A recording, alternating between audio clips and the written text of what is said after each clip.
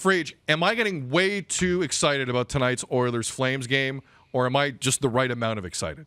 I think you're just the right amount of excited. There's a lot of people who are very curious to see what's going to happen this evening. I think, some of the people say that they believe that we'll get something on the opening face-off. We'll be curious to see what Jeff Ward does with his lineup. Does he put Tkachuk right out there? Does this get sorted out right away? I've got other people saying that if they were Calgary, they'd tell Tkachuk, you're not fighting tonight. Maybe you're not fighting Kassian. Maybe you're not fighting in general. You're here to play hockey. We got to win this game. And I've got other people saying they hope it's a close game and doesn't degenerate into a blowout one way or the other, because that's where the problems could start.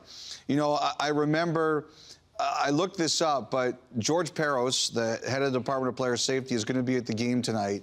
The last time he went to a game for a specific reason was in 2016-17. You'll remember the Leafs and the Canucks. Nazem Kadri had a big hit on Daniel Sedin. It caused a few fights. The Canucks wanted a suspension. The league ruled that the primary contact was with the shoulder. There was no suspension. They went into Vancouver, and at that time, Stefan Quintal was the head, and Peros went with them. I think there were a couple of fights. There were a couple big hits thrown, but it didn't really go crazy. And I know there's a lot of people who think that this could be a game where a lot more is talked about than actually happens. We'll see. But I think the fact that he's going to be there tonight, I think it will be a bit of a deterrence and a reminder not to go and lose your mind.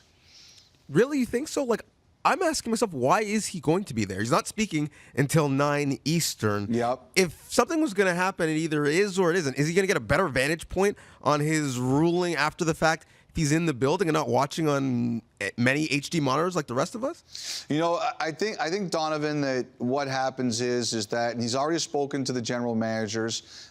From what I understand, he's not going to be meeting with the teams beforehand. But sometimes I think it's a reminder that, if you go out of line, there will be consequences, right. Bigger consequences than normal. Ever since Bertuzzi Moore, the NHL has dispatched people to games. When Colin Campbell ran the department, he went to a few games here and there. I think Gary Bettman went to a game here and there. It's just a reminder that this is a little bigger, and you have to be smart and understanding that if you do step out of line, it's not going to be tolerated as much as it might normally be. I think that's kind of what this is all about. I love that you said that, but I just wonder, is the Department of Player Safety making this bigger? One, by being there and bringing attention to it, but also part of the reason why Kassian went nuts is because there were no penalties on the hits, and after the fact, he was the only person who had any discipline after the fact. So do you understand why you'd think maybe some vigilante justice is potentially going to happen because they feel like George isn't taking care of it for them? I do understand where you're coming from. Like, first of all, the Department of Player Safety thing, making it bigger, I don't agree with that, Donovan. I think those of us in the media probably did a great job about that. If you saw Kassian's quotes yesterday, it was basically like, you guys keep bringing this up. Look, there's been a lot of hype about this. This Battle of Alberta hasn't been what it used to be. It used to be when these two played, there was hate every game. There was a lot on the line. They were the two best teams in the NHL. And those games, it was a different era. There was a lot of, they were bloody. There were players who got hurt. These scenes you're showing right now, they happen 4 or 5 times a night. This is different. The NHL's not like that anymore. And I think, I don't think you can blame the Department of Player Safety for that. I think it just stands out because it's so different than what we're used to.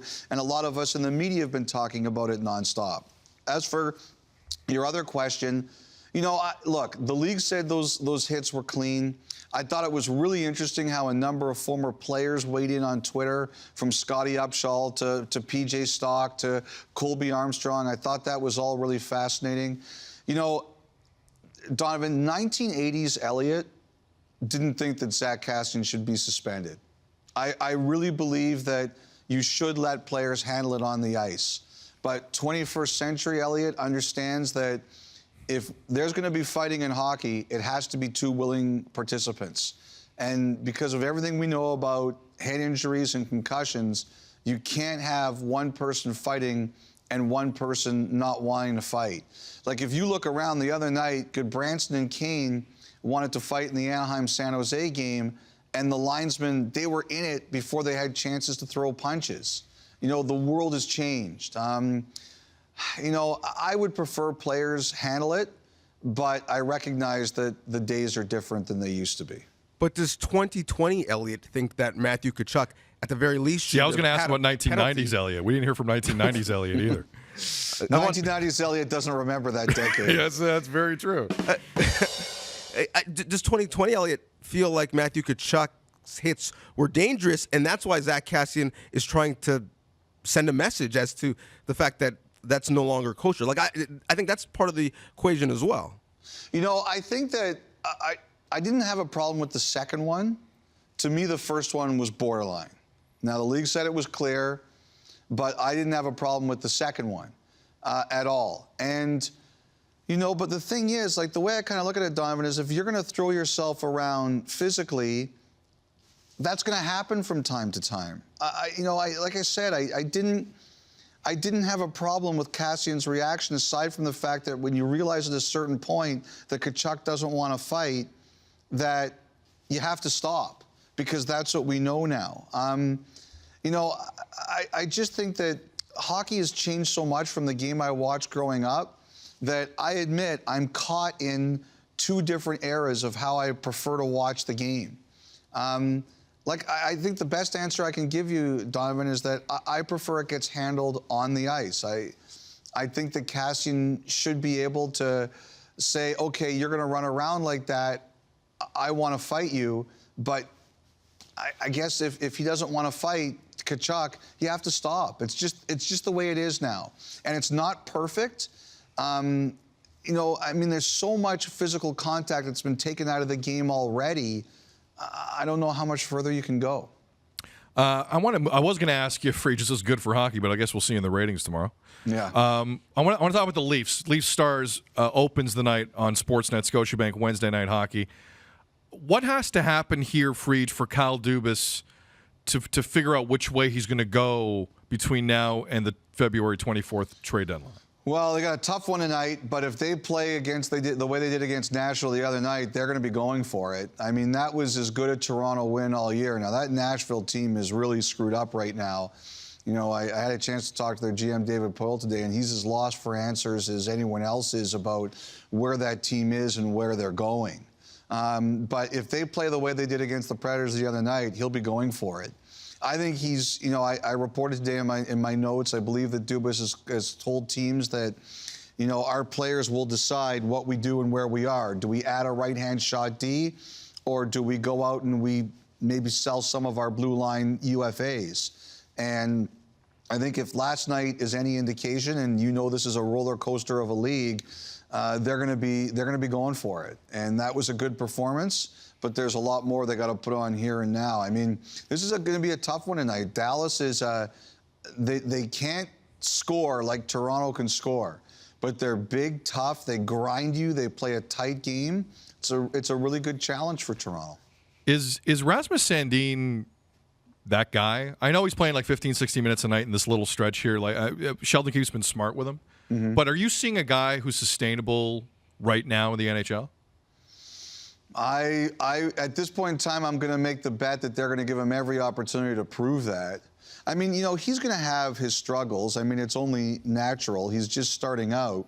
But, like, the skill is incredible. Like, I know Brian Burke tonight on the pregame has some examples of the way Sandin, like, broke out the puck and stuff like that. He's a really, really talented guy. Is he 100% guaranteed to make it? I'm not going that at this point in time and be a huge factor at this point in time, Sid. I'm not ready yet to say that, but I'm ready to be proven wrong. Like, I'm not making that as a huge confident prediction that he's not. Elliotte Friedman here on Tim and Sid. Fried, before we let you go, Christine St. Clair right now is the #1 trending topic in Canada. Number 2 is Kraken. Now, there is a report out of Russia that the Seattle expansion franchise have selected their name and that they have selected Kraken. The official Seattle Twitter account just threw out the following. While we're aware of some fishy rumors surrounding our team name, please rest assured we're doing our due diligence by scouring the depths of the ocean, the tallest mountains, and the densest parts of the forest to find the right name for our great green city. It is clever, but it gets back to the original question. Do you think Kraken will eventually be the name of this franchise? If you don't think it's Kraken, what is number 2 in the queue? First of all, I should clarify one thing. The Twitter account that got the report was Russian Machine Never Breaks, which is a Washington Capitals blog. It's a popular Capitals blog. Got it. And they got it from a guy by the name of John Hoven, whose Twitter handle is Mayor's Manor. He covers the Kings out west, and he's, John's a pretty connected guy. Now, I don't know, I haven't listened to his report, but I don't know if he said it was 100% or he was hearing that was going to be the name. Put it this way, I think it's one of the finalists. I think it's in the, I think Seattle's looking at doing their name sometime between now and the beginning of April. I believe that's going to be it. I can't tell you 100% that it's the Kraken. I do believe it's in the mix, and it's my personal pick. I love the idea of the Kraken. I want it to happen so bad. So what you're telling us is, based on some of the things you're hearing, if it is that name, they will release the Kraken between now and April. I think so. I think that's kind of what they're looking at. Yeah. Okay. That joke went over like a lead balloon in here, Friedge. Hopefully you appreciated it at some level. Elliotte Friedman, again, it's a huge, huge hockey night here on Sportsnet. Leafs and Stars kick it off. Then the Battle of Alberta that everyone's talking about. Elliotte, have fun tonight, sir. Enjoy it. All right, guys. Have a great night. You too. There is Elliotte Friedman.